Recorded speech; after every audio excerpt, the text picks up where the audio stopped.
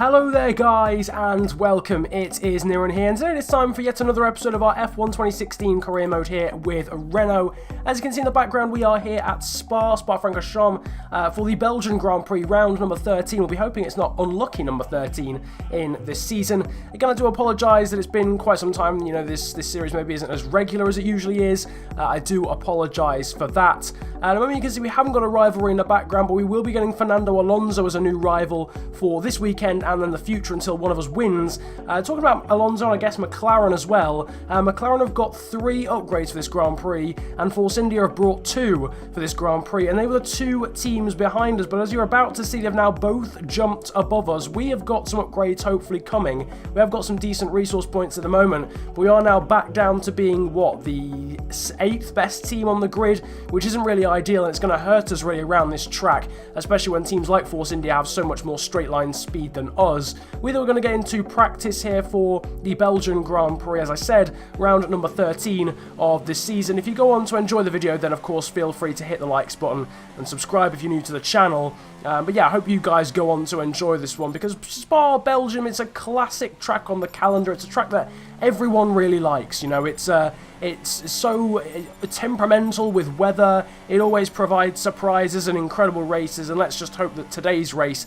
is another one of those. Before we get into that, obviously we've got to do practice, and the first practice program that we're getting into, as per usual, is the track acclimatization. We're coming around the final corner, around the bus stop here to complete our first lap, and we get a green score. We're now going to have to try and do another one to get a purple one, and we come around the final corner and we easily beat it. 585 points to get the purple score, and with it 50 resource points. Now that we jump onto the Red Bull Super Soft tyres, and it's time to try and complete the qualifying pace program. Again, around the final corner, around the bus stop chicane, you can see we're going to beat that time. We were a little bit deep into the bus stop, so we probably lost about a 10th through there. We beat the time by 5 tenths, but that's only enough to get 30 resource points and a green score. We also got all the team objectives, done as well, so 25 resource points for that, and of course some extra ones for laps completed and a disciplinary record. We get 129 for the session, and that gives us 556 resource points in total. You'll see how we spend those next time. I'm going to leave you on a bit of a cliffhanger for this episode. We're going to try and spend those resource points on upgrades for the Italian Grand Prix. We'll get them in motion so they're definitely ready for the Italian Grand Prix. You can see in the background our qualifying goal is to finish 10th or higher in the session, beat our rival Alonso, and of course beat our teammate Kevin Magnussen. Now let's see if we can complete those objectives by checking out the qualifying report.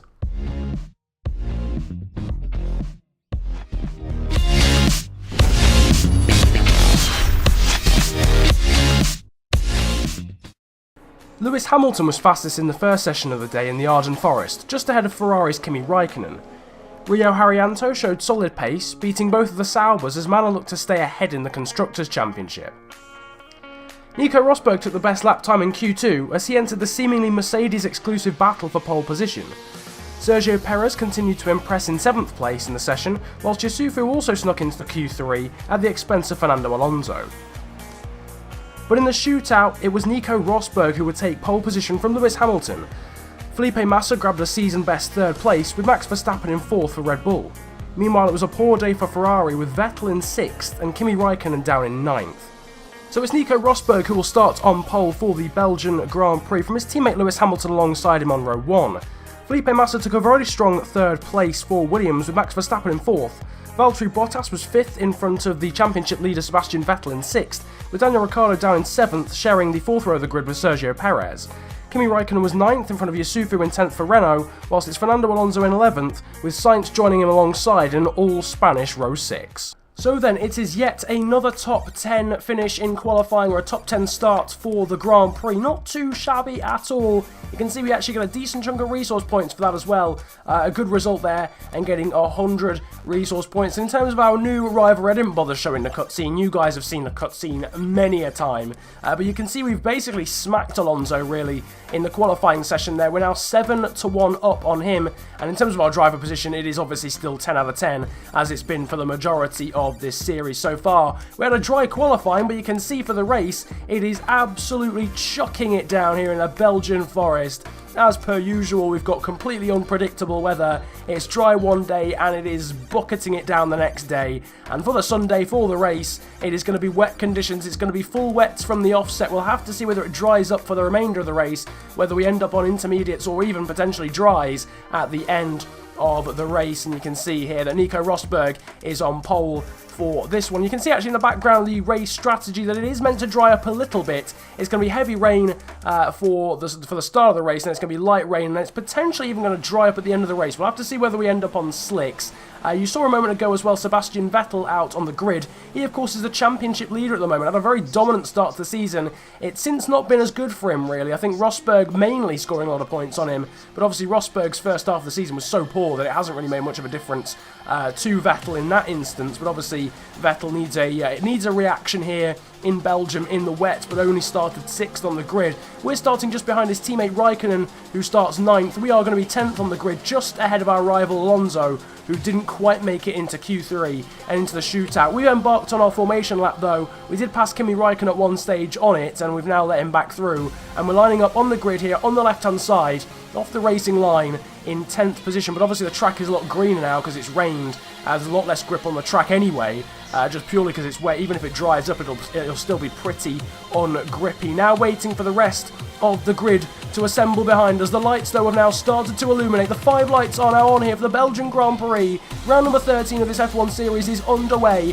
The 5 lights are out, and we are getting a very decent start in comparison to Kimi Raikkonen. Perez ducks out in front of Vettel, or ducks out to the side of Vettel. We've got Fernando Alonso charging up the inside of us. What a start for the McLaren driver. He goes past Ricciardo, Perez, us, and Raikkonen, gaining 4 positions into the first corner, down into that hairpin, and he's up into P7. We've got the better of Perez down on the run towards Eau Rouge. We're still behind Daniel Ricciardo. We almost give him a bit of a tap there because Ricciardo is so slow through Eau Rouge. On the exit of Radion, we get a bit of a drift going, and we've now got Sergio Perez. We've got Kimi Raikkonen, and I think the other Force India as well of Nico Hülkenberg, all trying to get past us. There's people weaving in front of us. Perez is going to the inside. Raikkonen's trying it around the outside, down into Les Combes, and we've got a spinner in front of us. Valtteri Bottas is off to the side of the track. Daniel Ricciardo's making a move here on Fernando Alonso, who's now up into P6. What a start it's been for the Spaniard in the McLaren. We've held on in front of Perez, who in turn has held on in front of Raikkonen. We've got Ricciardo in front of us, though, in the Red Bull, who's going very slowly here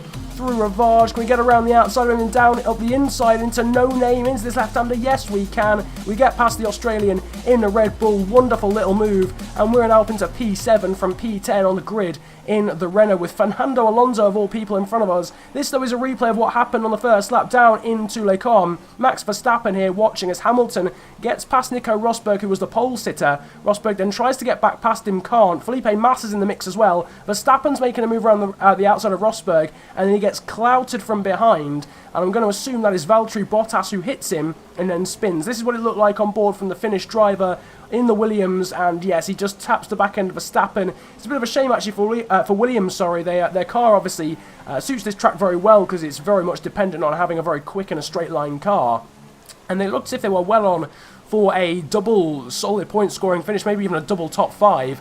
Both cars, of course, were in the top 5 at the point of Bottas's spin, which is a shame then for them because Bottas drops to the back of the grid, but Felipe Massa is still repping in the top 3. We had a little indication a moment ago that although it's going well for Alonso, his teammate in the other McLaren is not doing so well. Jenson Button is out of the race, and this is how it happened. Sergio Perez and Daniel Ricciardo were battling. Hülkenberg then gets in the mix, and you can see that as Carlos Sainz is trying to make a move up the inside of Button, Button's engine explodes, so they're still suffering some issues with that Honda power unit. A McLaren, despite making it quicker, certainly, it's still suffering some reliability issues. Daniel Kvyat manages to get his way through the smoke as that McLaren Honda implodes from under the seat of Jenson Button, and he is the first retirement of the day. Onto lap 4, the track is still pretty damn wet, but we are trying to make a move on Fernando Alonso, who's still ahead of us. We're bearing down him, down towards Eau Rouge. This would be a magnificent move up the inside through Eau Rouge. We're alongside each other, and we get around the outside through the right-hand part of Eau Rouge. Alonso loses out quite a lot of time, but what a move that was. A clean move as well. There wasn't any contact. This is a replay just to show how close it got. Oh my word. That McLaren still lacking a little bit in terms of grunt in a straight line. It allowed us to get up the inside, and look how close that was from the front wing camera of Fernando Alonso. He lost a lot of time because his line was compromised. There was no contact, but it was very, very close. As they go down the Kemmel straight, and you can see that Kimi Raikkonen takes advantage as well. So poor Fernando Alonso loses out to us, and he loses out to Kimi Raikkonen, who came out of nowhere really down the back straight. Well, what a move. Definitely move of the race so far. And I think it'll probably be move of the race overall there. A move up the inside of Fernando Alonso through Eau Rouge in the full wet conditions as well.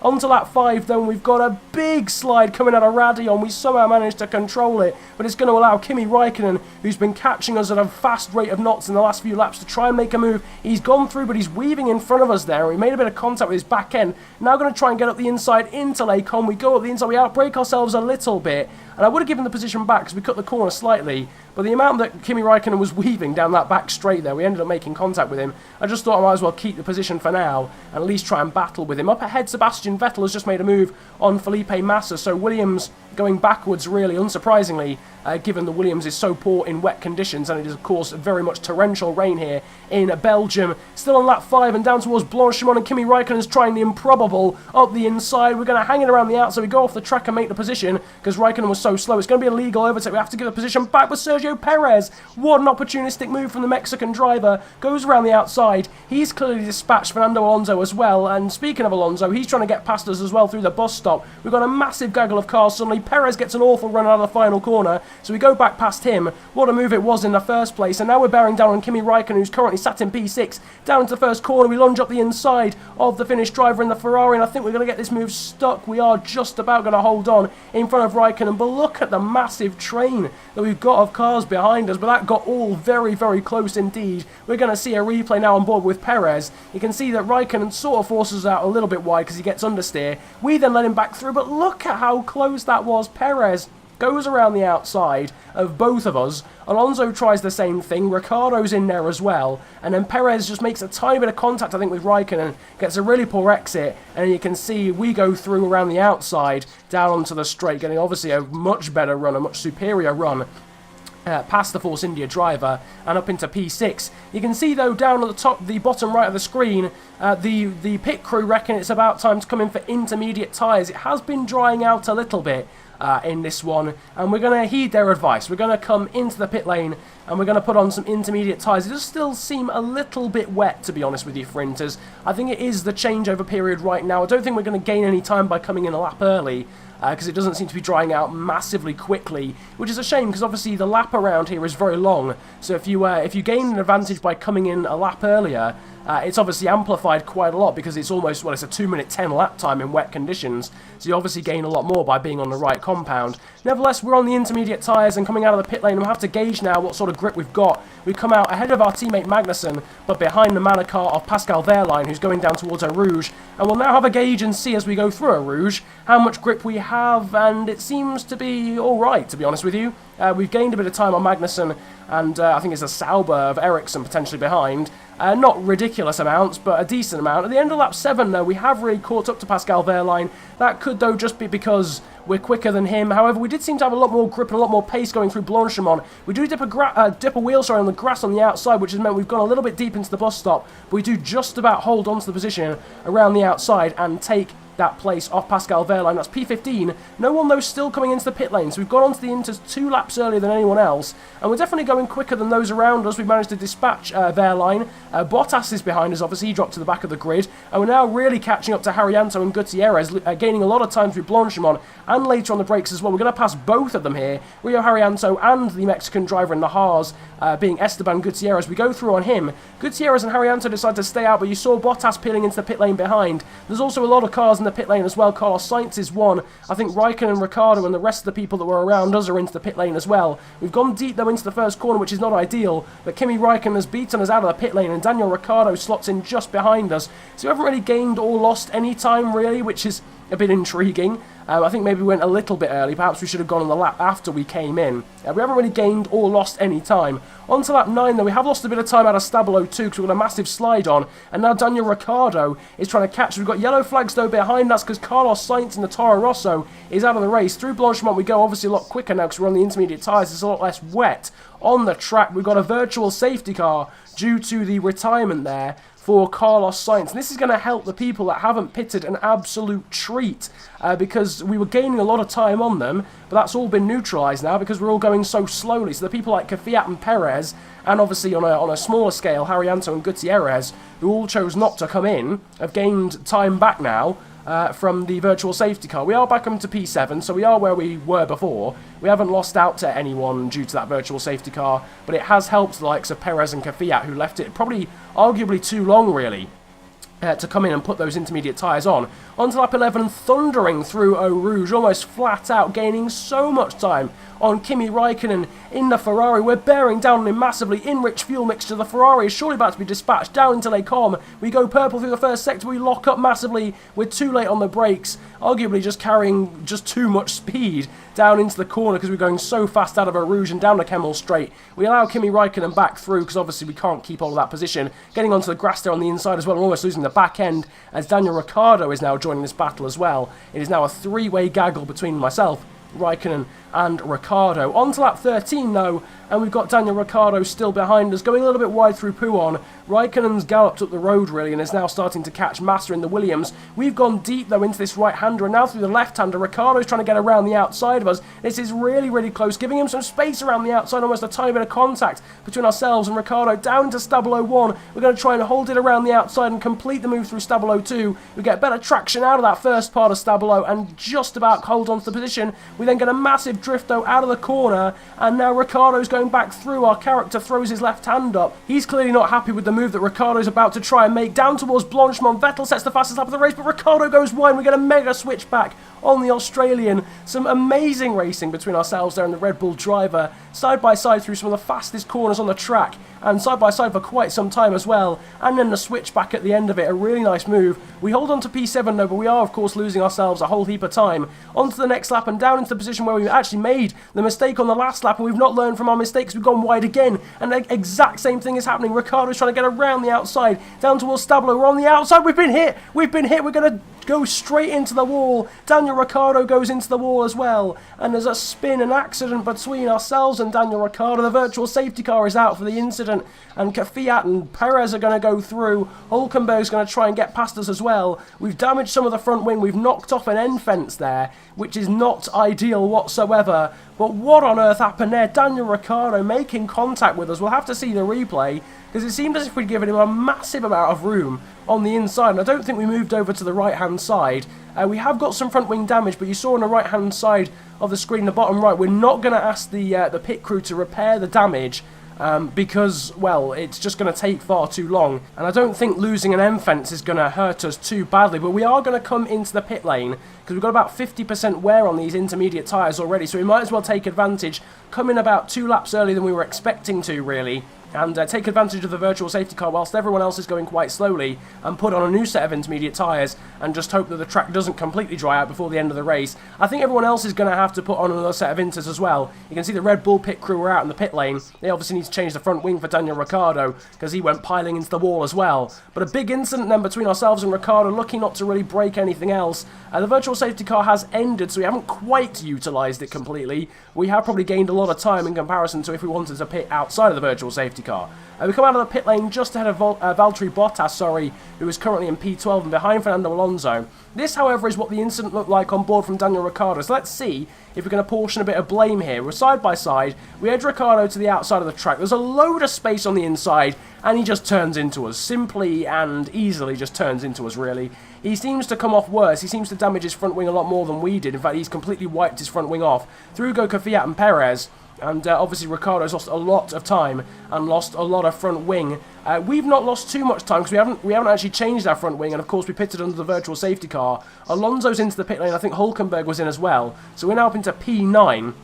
Onto lap 16 as everyone else now puts their second set of intermediate tyres on too.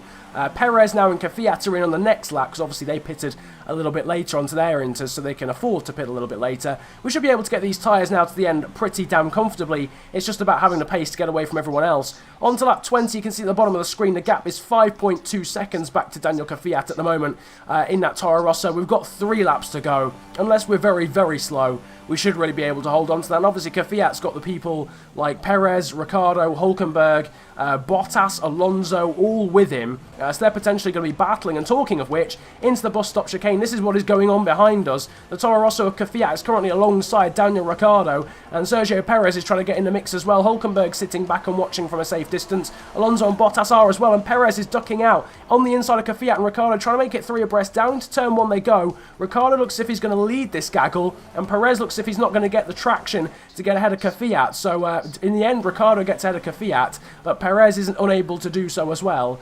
You can see there's the tyre gauge at the moment, 52% wear on the front right, 48% on the front left. That should easily see us through a lap and a half, which is all we've got left at this point in the race. On to lap 22, the final lap of the race. We haven't really been challenged from behind at all, because the rest of the guys are battling behind us: Ricciardo, Kvyat, Perez, Hülkenberg, etc. Lewis Hamilton, though, has won the race. His bad form and 2 retirements in a row is over, and he's at the fastest lap of the race on the final lap of the race. Obviously, it is getting drier, I guess. That potentially is the reason. You can see that he's very happy and celebrating with one hand up through Eau Rouge. That does take some guts. It takes some cojones to be going one-handed through Eau Rouge, whether you've won the race already or not. Nevertheless, through Blanchimont, we're easing off the pace, really just making sure we don't make any mistakes as we come down to the bus stop chicane. We've got well in excess of 5 seconds in hand as we come down into the bus stop, very cautiously indeed, making sure we don't get a puncture or go off the track. Through the bus stop chicane, there we go, and through a pretty entertaining Belgian Grand Prix, we're going to come 7th place in one of the jewels of the calendar, one of the gems of the F1 calendar. It is P7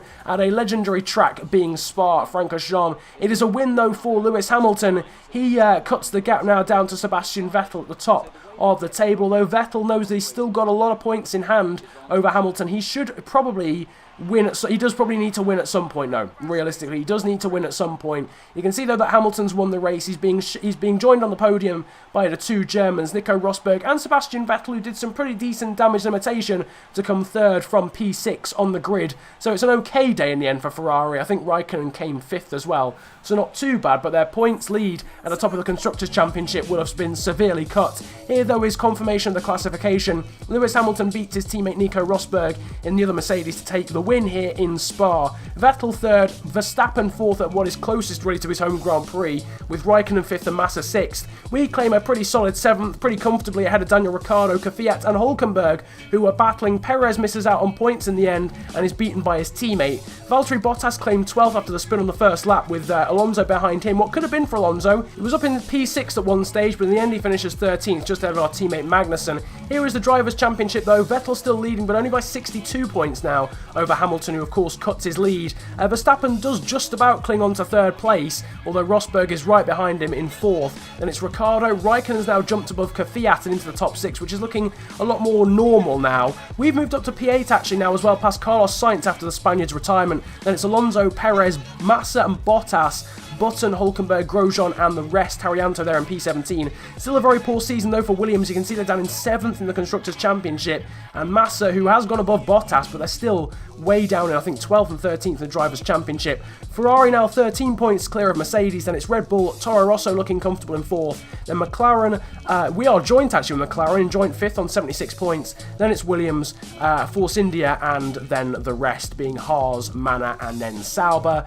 We've gained 109 resource points there from the race itself. We'll obviously get a bonus set of resource points as well, because we are the first driver in this team since Canada. I think we were the first driver in the team. Here you can see the bonus resource points that we get. Not too many, but still a solid amount. Every resource point counts, and we're now on to 74. Well, no, we're not on 74. We get 74 resource points from that. You'll see next episode what we decided to upgrade. In terms of our rivalry, our new rivalry with Fernando Alonso, you can see that we're only winning 11-6 now. Alonso managing to get us back a little bit in terms of the rivalry during the race. That, though, is about it from me for the Belgian Grand Prix. I hope you've enjoyed a pretty action-packed race again. All the races this season have been very, very entertaining, and I hope you enjoyed this one as well. If you did enjoy the video, feel free to hit the likes button, subscribe if you're new to the channel as well, and comment about enjoying the video if you enjoyed it that much. But it's been a pleasure ranting at you guys today. Have a great day, enjoy yourselves, and goodbye.